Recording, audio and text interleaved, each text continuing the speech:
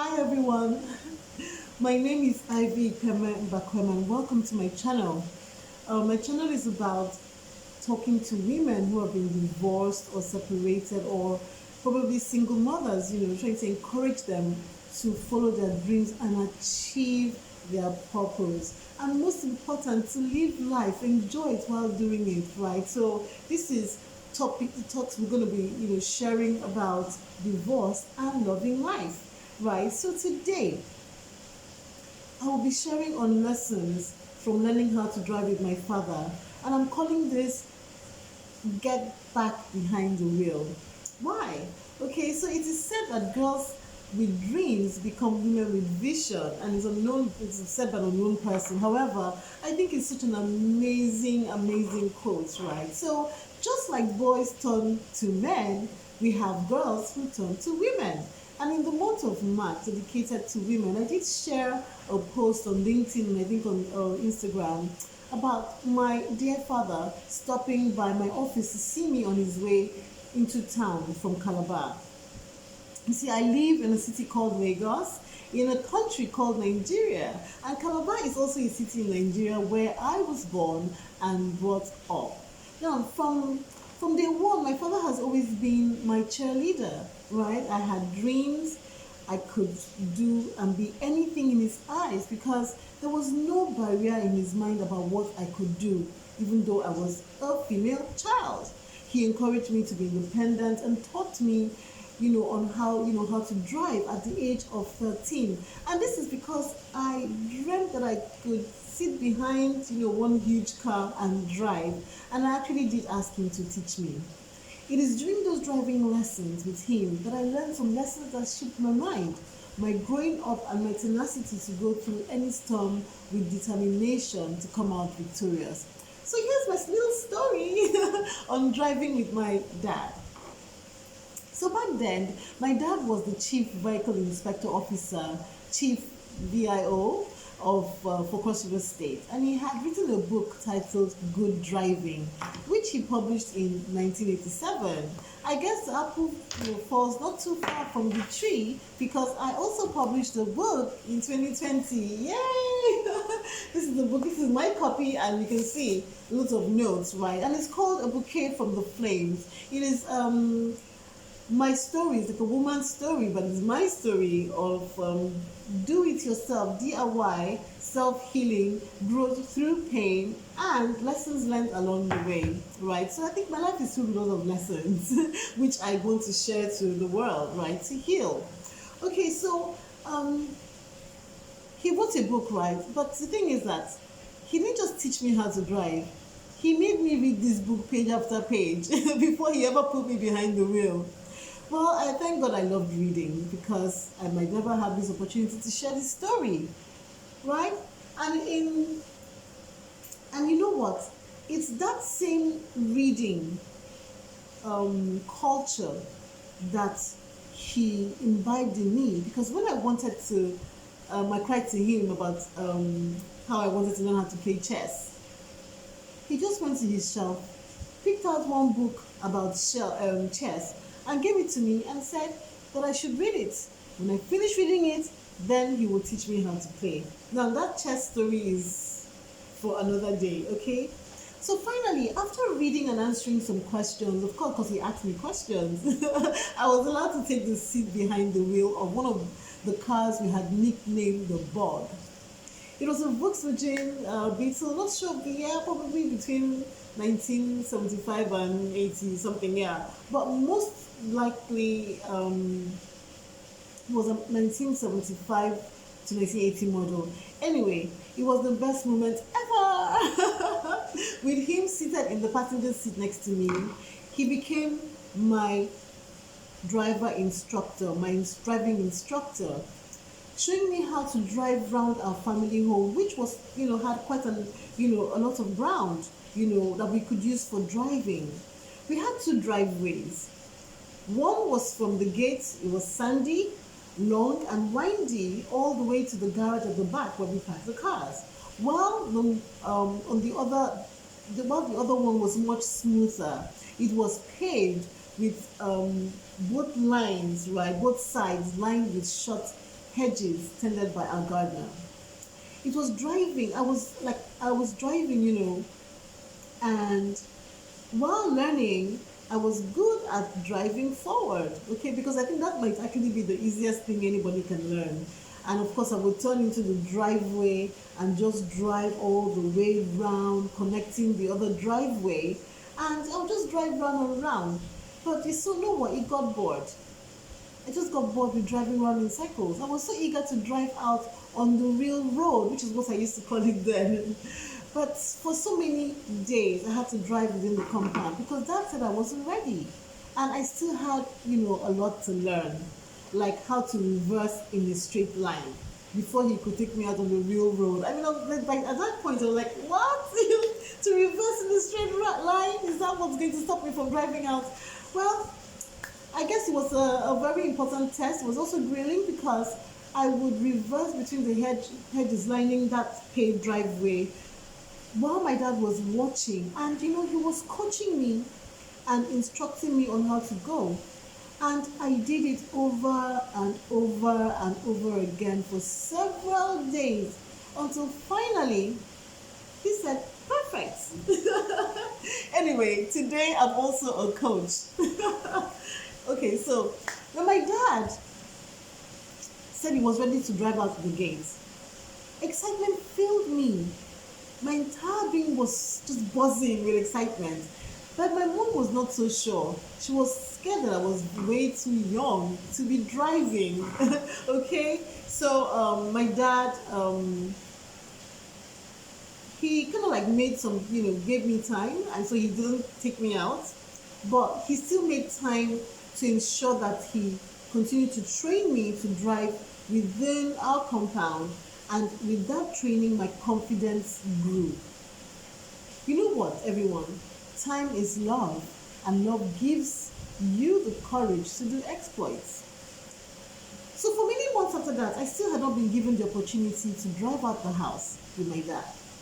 I had to keep practicing within the compound whenever I returned from boarding house, right? So that was something I looked forward to when I, returned from boarding house. It was a good lesson in patience and in the power of picture to keep the fire burning. I waited and I waited until one day, after many months of learning to reverse in a straight line and learning to be patient, he announced over breakfast that he and me were going on the real road. And I was going to be the one to drive. I was elated and I was so excited I couldn't even finish my breakfast. The first day was so much fun, and so many other days of driving. I relished those moments because it was just me and my daddy driving and talking.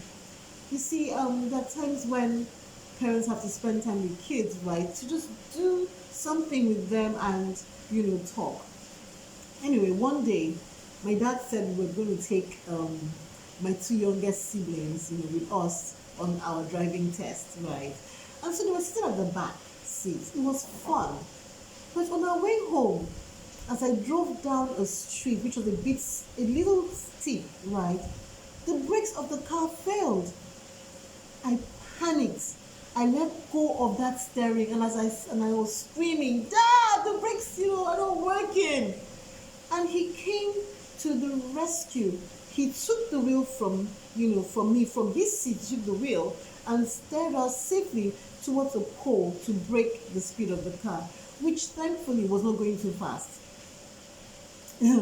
So we checked my younger siblings at the back, who were thankfully okay as well, only shaken. Well, my dad was pretty known in Calabar, so he was pretty well known. So people gathered and someone, took us home in their own car. My mom was in the dark because, at that time there were no mobile phones, so we could have easily called her to come and pick us with another car. So when she saw that we were brought home by someone else, she was confused and out of her wits. When we told her about the accident, if we were up to her, I would never go behind the wheels of the car again until I turned 21. And you know what? Even at that time, I believe that I was aligned with her thoughts because I was scared. I didn't even want to go behind the wheel. But guess what? That very same day, a couple of hours later in the evening, my dad asked me to drive him in one of our other cars. It was a 504 Peugeot this time. Now this car was much bigger and heavier than the bug, right? And I was scared to death, to tell you the truth. But he would not hear any excuse. I really didn't want to drive, and my dad didn't want to hear any excuse. In fact, he said if I didn't get behind the wheel again, and soon, I may never summon up the courage to drive again. So I got behind the wheel and I drove. I was scared, I was shaking, I was unsure, but I grew more confident with each kilometer until I felt the excitement of driving flow, from my brain to every part of my body. And by the end of that day, I was on another level of driver confidence. This experience was to influence how I saw other failures and challenges in my life. You see, those challenges and failures were never ignored, but I made them spectators. They were able to, watch my display of courage and bravery in the face of fear. Now, the building of my mind started early. I learned not to quake at any challenge. And as I grew up and older, so I grew up and as I grew older, I found that I didn't faint in the face of trouble. I didn't stop in my tracks. I got back behind the wheel. I dusted myself as I went. Life goes on and I must go on with it. In fact, this mindset is how I faced my separation and subsequently my divorce. I was scared, shaking, unsure, ashamed, of course. But even during this time, I had my dear father right by my side to give me the assurance that I was not alone and that I could get back behind that wheel of life. So, here is the summary of my learnings from, learning how to drive with my dad. And it's lessons that I also want, not just we women who are divorced or separated, or women who are living life as a single parent. It's for anyone who's listening, who's neither of this, because you can also learn from this share. So the first is reading instruction manuals teach you the principles of what you want to understand or figure out, and perchance how to do something yourself. So every time I buy something new that has an instruction manual, I will read it. It has become a culture. It has become a way of life for me. When I got a car, I would always read the manual, because sometimes you see lights showing. The first thing I do is to go to my manual to understand what those lights are and what I must do, for like the first aid. Yes. So it's really important to read the manual. Also, there's also another manual for life, which I call the Bible, right? And so I think reading the manual for life also helps us, through life, because there's so many nuggets there.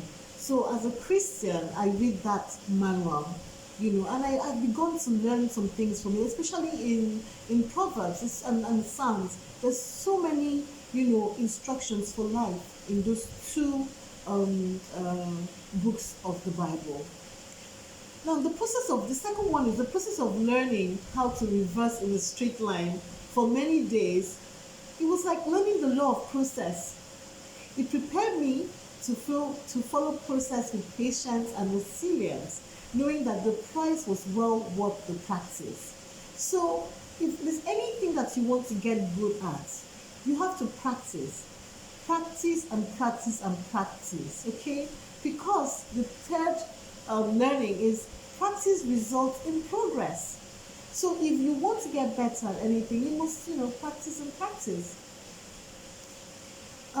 It may not practice. I know a lot of people feel that practice makes perfect, but it's a myth. Perfection is a myth. I just think that it just makes you progress in that thing, and it grows your confidence. It also grows your ability to do it better each time.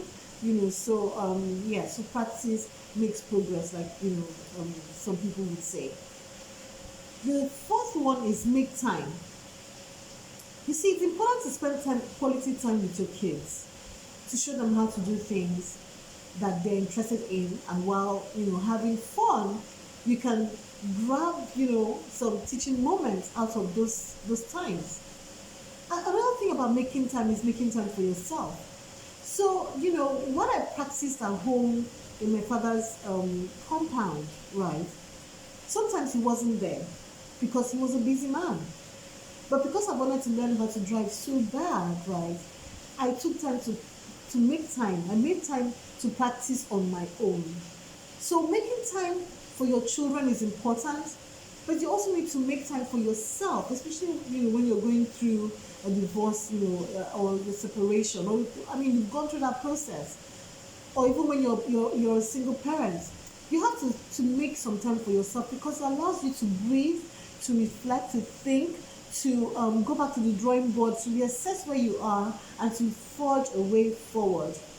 It also gives you time to relax, because sometimes life is so fast paced, there's so much to do, and you need to just make out time to relax, to breathe, to just shut your eyes and sleep, to rest, right? And you also need to make time out to spend with quality friends, people who add value to your life. So you see, making time is so important, even while you're divorced, because it allows you to also enjoy life. Okay? So the fifth one is trust yourself to go after your dream. There's nothing as much as believing in yourself, which is called what I call my tirade of belief. Believing in my dreams, believing in myself, and then believing in the God who actually created me and gave me the ability to dream. So trust in your dreams, right? And then, just like I called out to my dad when I got into, that trouble spot, you must learn to call out. Call out for help when in trouble. Call out to God. Call out to people that you trust to support you. Okay? Believe me that God will always send a helping hand should some unforeseen event occur. And even when it's not unforeseen, but you find yourself in that part because you knew you were going to go into that trouble spot, you will find help. Just call on God for help. Now, my sixth learning is failures and challenges will come and they will beat you down. But guess what? It's okay. Like a phoenix, you will get back up and rise even higher. You have to get back behind the wheel and keep driving, right? Because life it's not always going to be smooth and chummy. No, it will always beat you down. There are different people who are facing challenges in life that doesn't necessarily have to be divorce or separation. But you know what? You must have it in your mind that I'm not going to stay down. I'm going to rise back up again, no matter how long it takes. Okay? Now, number 7, do not magnify your failures. Don't. So being divorced, being separated, being a single mom is all part of life. Don't magnify it as a failure, because yes, it's something that happened to you. It wasn't a perfect situation, but it's not the end. Instead, you need to magnify your next attempt for greatness. So that means that focus. All that struggle, those failures are in the past. They don't define you. Instead, make them define exactly what your purpose should be. Make them define how you're going to actualize your purpose. It's so important. You can use them as stepping stones. Don't magnify them. Magnify your imagination, that picture that you have, you have in your mind, that you've dreamed of being, of doing. Magnify your greatness. And my 8th lesson is marriage is like driving a car. Divorce is like having an accident. You can get back up again, get back behind the wheel, right?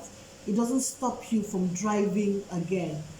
The other car, so even if that car crashed and it can be repaired, it's fine. It's okay. You can get another car. You can go to the shop and buy another car. Or you may have another car parked in your garage. You can just go pick that one up and start driving again. But the thing is, don't spend everything that you have trying to fix what has already shattered. That's number one. Number two, don't spend so much time in the past dwelling on all the pain that you went through. And no. You just need to leave the past where it is, pick out the lessons that you learned from it, and then what? Drive forward. So, let me end by saying that today I am loving life and I have achieved a lot. As a mother, as a career woman, as a sister, a daughter, a friend, a coach, a leader in my organization.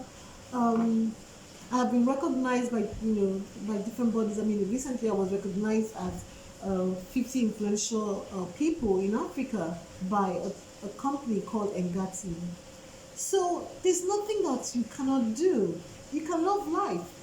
Nothing has to be perfect, but you can still love life. As long as you wake up every morning to see a new day, it is a day that you should be glad to see and you should rejoice in it. So you see, and that's why I want to help a lot of women, every other woman those who are going through separation, those who are divorced or single, single parents. I want you to be more, and I also want you to do more. And the only way you can do this is by loving life, right? So this book is an amazing book. It's on Amazon. You can buy it, and read it, because it actually gives a blueprint on how you can shape your mindset, every single day of your life to love your life, and which actually starts from even loving who you are, regardless of the setbacks that you face. I also want you to hit the subscribe button to my channel, because I'm going to be sharing a lot, a lot of insights, questions that people ask me. I'm going to be sharing how to co-parent, in healthy co-parenting, actually, how to be a single mother even while you're co-parenting, because you're still living single lives, how to love yourself, how to look amazing, how to pursue your purpose, how to heal. There's so much I'm going to share, to you, and I'm also not going to be sharing alone. There are times I'm going to have other amazing women who are doing things in their areas to come and share. We learn forever, right? Until the day we are called, to the next world. So so please subscribe to my channel. And most important, I also want to hear from you. What would you like me to share? What do you want to know? What are the struggles? Ask me anything you want, and I would be so happy to share what I have. And you know what, I don't know it all, so I'm also someone who loves to learn, and I'm very curious. I apply the law of curiosity in my life, so I'm always delving into books and to learn more, because I want to be equipped to also equip you. Yeah, so please just ask me anything in the comments box, and I would be wonderful to hear to hear from you, and I would also love to share. So thank you so much for listening to me, and I hope that this share has actually given you, woken up your mind and your heart, making it to beat a little faster, because what, there really is another way to live, which is to love life regardless of what you're going through. So thank you, and look forward to my next share.